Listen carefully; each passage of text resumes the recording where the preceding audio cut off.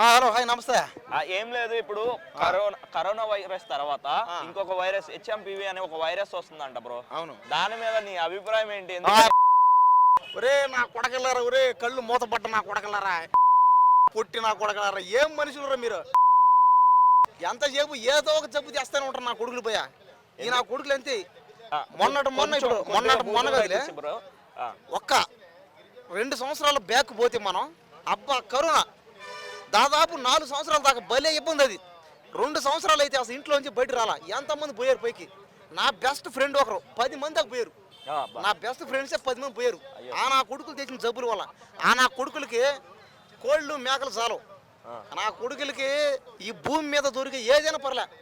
ఆఖరికి మనిషిని కూడా నరుక్కు తినే నా కొడుకులు, చైనా నా కొడుకులు. భూమిలోను గాల్లోను నీటిలో ప్రతి దాన్ని తింటారు. అదే నా కొడుకులు భూమి లోపల ఉన్నది తింటారు, భూమి బయటనే తింటారు, నీళ్ళు ఉన్నా గాల్లో ఉన్నా ఎక్కడ ఉన్నా కూడా వదలరు నా కొడుకులు. మనుషులను కూడా నరుక్కొని తినే నా కొడుకులు గలీజు నా కొడుకులు. చైనా నా కొడుకుల్ని అసలు మన దేశానికి రానికుండా ఉంటే దరిద్రం పోతానా. అసలు చైనాకి మనం పోకూడదు, చైనా వాళ్ళు కూడా ఇక్కడ రాకూడదు అంతే.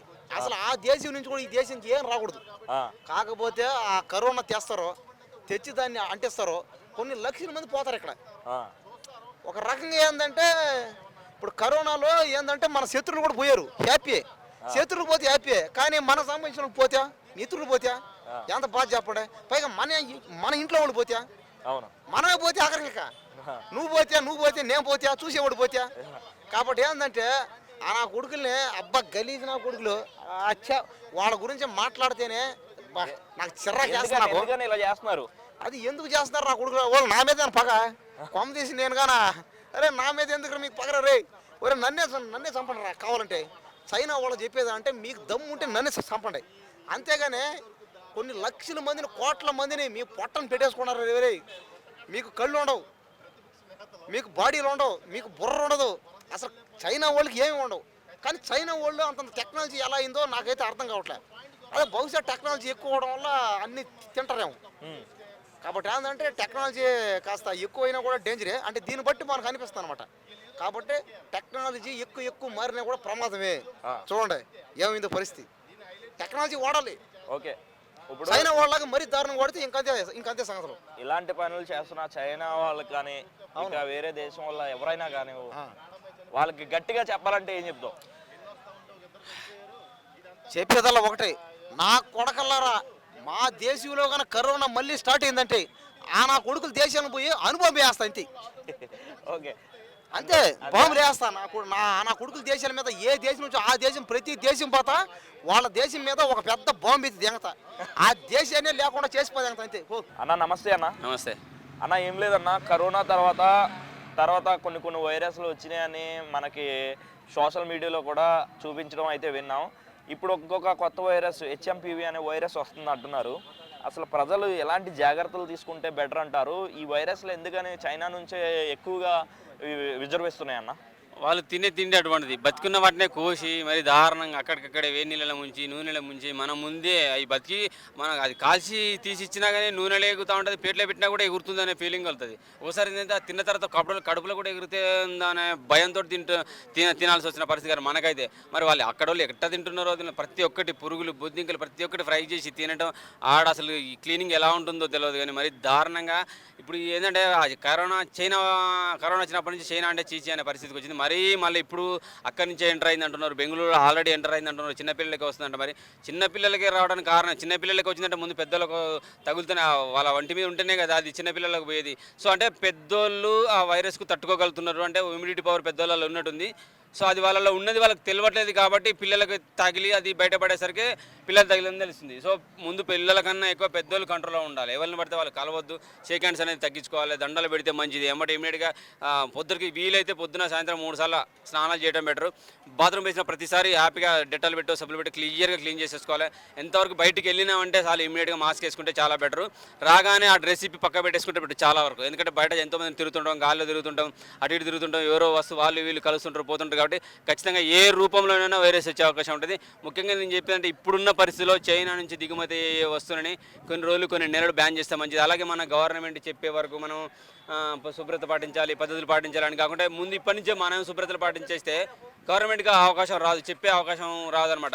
మనమే జాగ్రత్తగా ఉంటే అరే 10 వచ్చినాయి 20 వచ్చినాయి అని చెప్పేసి వాళ్ళు టైట్ చేసేసి ఎమర్జెన్సీ పద్ధతిలో తిరగలే అని మనం బయటికి పంపించలేని పరిస్థితి ఉంటుంది. ఆ పరిస్థితి గవర్నమెంట్కి ఇవ్వకుండా మనం కంట్రోల్లో ఉండేస్తే హ్యాపీగా సింగిల్గా తిరగచ్చు, నలుగురితో కూడా తిరగచ్చు. ముందు మనం జాగ్రత్తలు పాటించాలి, పద్ధతిగా ఉండాలని ఏదో కోరుకుంటున్నా. ఎంతసేపు బయటికి వెళ్ళినా మాస్క్ పెట్టుకున్నా, డ్రెస్ కూడా ఫుల్ డ్రెస్ వేసుకుంటే చాలా బెటర్ అనిపిస్తుంది.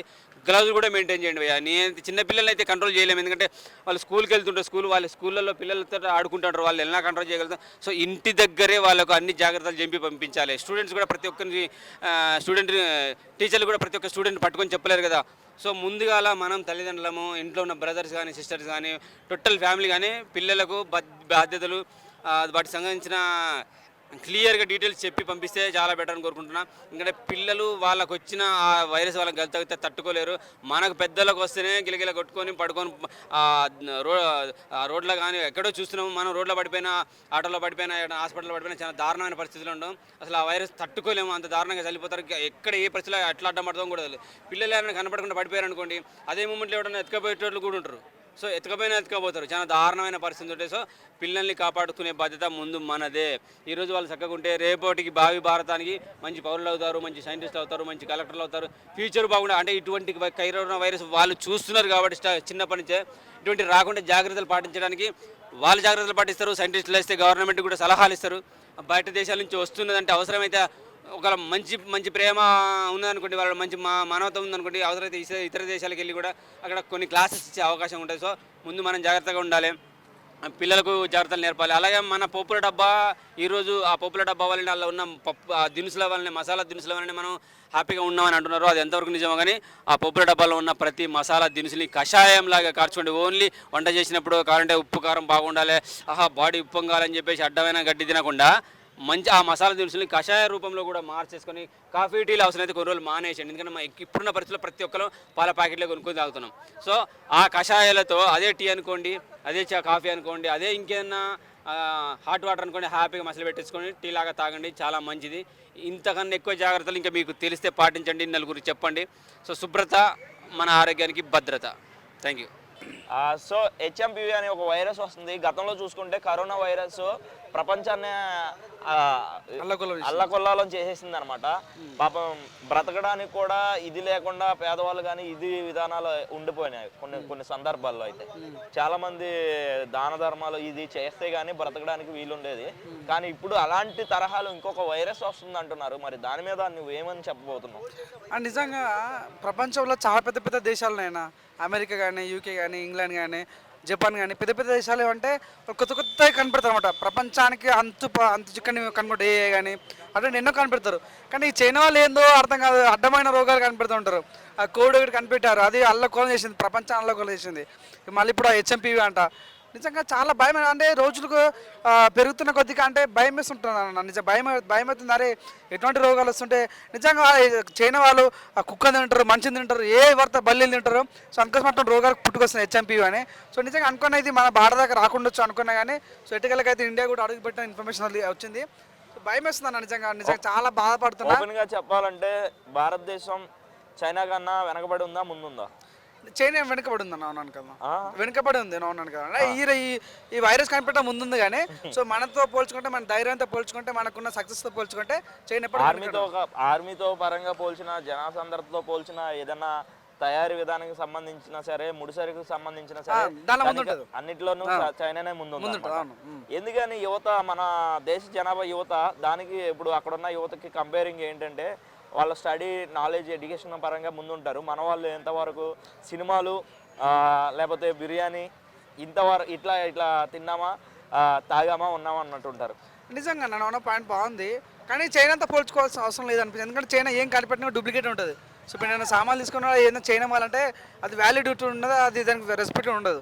సో వేరే దేశాలతో పోల్చుకున్న తప్పలే. కానీ మన దగ్గర ఉన్న యూత్ ఏంటంటే కొద్దిసేపు బిగ్ బాస్ చూద్దామా, కొద్దిసేపు ఐపీఎల్ చూద్దామా, కొద్దిసేపు పండుగలు చూద్దామా, ఆ రకం ఉంటారు తప్ప. కానీ సో స్టడీస్ మీద కాన్సన్ట్రేట్ చేసి దేశాన్ని వెళ్దామా, సో ఆలోచన యూత్ ఎప్పుడు మర్చిపోయాను. అవునాను కాదన్నా. సినిమా హీరో, నా హీరోకి నా ఇంత బ్లడ్ దింపుకుంటా, బట్టలు దింపుకుంటా, నా హీరోకి ఇంకో హీరో తిట్టొద్దు, నా హీరో ఫ్యాన్స్ ఇంకో ఫ్యాన్స్ కొట్టాడద్దు. సో ఈ రకంగా చేరుతాం. కానీ నిజంగా ఇప్పట్లో యూత్ అయితే మర్చిపోయారన్న. సో దేశాన్ని కాపాడారు. నిజంగా అబ్దుల్ కలాం కానీ లీడింగ్ 2020 అన్నాడు.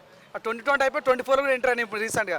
ఆయన కూడా ఇండియా లీడ్ లేకపోయింది. సో మెయిన్ కారణం ఏంటంటే యూత్ ఏంటంటే నిజంగా వాళ్ళు చాలా బిజీ ఉన్నారన్న యూత్. సో వాళ్ళు ఇన్స్టాగ్రామ్లో చాలా బిజీ ఉన్నారు, వాట్సాప్లో చాలా బిజీ ఉన్నారు. సో అన్ని ఇట్లా బిజీ ఉన్నారు కానీ సక్సెస్ విషయంలో కానీ మనలో కొద్దిగా వెనకడిస్తే నాకు ఎందుకులే అన్నట్టుగా ఉన్నారు. ఈవెన్ నేనైనా సరే కానీ నేనేం పెద్ద పత్తితుని కాదు. సో అన్నట్టు కాదని ప్రతి ఒక్క యూత్ అయితే సో ఈ రకంగా వెళ్తున్నారు కాబట్టి సో ఈ రకం యూత్ కొద్దిగా వెనకడే అనిపించింది. కానీ ఒక చెప్తున్నా, అప్పట్లో ఒక దేశం మీద యుద్ధం చేయాలంటే మంచి బలంగా ఉండాలి, ఒక పెద్ద ఆర్మీ ఉండాలి, పెద్ద సైన్యం ఉండాలి, కొద్ది ఆయుధాలు ఉండాలి. ఇప్పుడు ఏం అవసరం, చిన్న వైరస్ ఉండాలి. నిజంగా ఇండియాని కొట్టాలంటే ఇప్పుడు ఏం కొట్టాలన్నా కూడా ఒక వైరస్తో అంతం చేయాలనుకుంటారు. సో అదేవిధంగా కరోనా ప్లాన్ చేసినది ఏమో తెలియదు కానీ మన చైనా ఏం ప్లాన్ చేసింది తెలియదు కానీ ఈ రకంగా ప్రతి దేశానికి వైరస్ పంపించడం వల్ల ఈ నిజంగా ఒక రకమైన అంతర్యుద్ధం జరుగుతున్న ఫీలింగ్ అయితే కలిగిందన్న. ఎందుకంటే చైనాతో ప్రపంచ దేశాలన్నీ కూడా సత్సంబంధాలు ఉంటాయి అనమాట ఎక్కువగా. మన దేశంతో పోల్స్తే వాళ్ళకి ఎక్కువగా రిలేషన్స్ ఎక్కువగా చూసుకుంటే ఇదేంటి మనం ముడిసరి అక్కడ నుంచి మనం దిగుమతి కానీ ఎగుమతి చేసుకునేది అంతా కూడా ఇంపోర్ట్ ఎక్స్పోర్ట్ మొత్తం అంతా చైనా నుంచి ఎక్కువగా అవుతుంటది అనమాట. ఈ తరహాలో మన చైనాకి ఎక్కువ సపోర్ట్ ఉంది అని చాలా వరకు అయితే అంటున్నారు అనమాట.